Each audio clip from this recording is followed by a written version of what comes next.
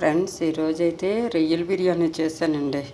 ఆదివారం చేయలేదు రొయ్యల బిర్యానీ. ఈరోజు మా మనవరాలు రొయ్యల బిర్యానీ చేయమమ్మా అని చెప్పేసి చెప్పింది. దానికోసం అని చెప్పి రొయ్యల బిర్యానీ చేశానండి. చూపిస్తాను ఎలా ఉడికింది ఏంటనేది.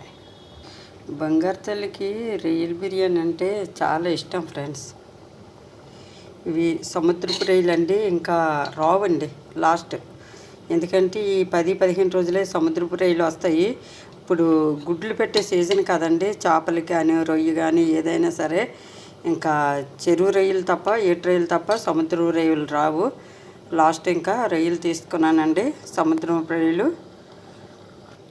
పిల్లలు అంటున్నారు పుదీనా పండించావని చెప్పేసి ఊరికే పుదీనా వేసేస్తావమ్మా, కొంచెం కాస్త పుదీనా తగ్గించమ్మా అని చెప్పేసి మా పెద్దమ్మాయి గోల.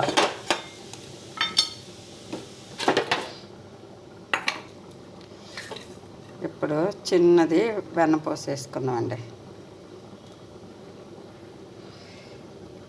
వెన్నపూస వేస్తే నెయ్యి కన్నా వెన్నపూస వేస్తే చాలా మంచి రుచి ఉంటుంది ఫ్రెండ్స్. బాయ్ అండి ఫ్రెండ్స్. చూసి వెళ్ళిపోతున్నారు కానీ సపోర్ట్ చేయలేదు, లైక్ చేయలేదు. లైక్ ఇవ్వండి ఫ్రెండ్స్.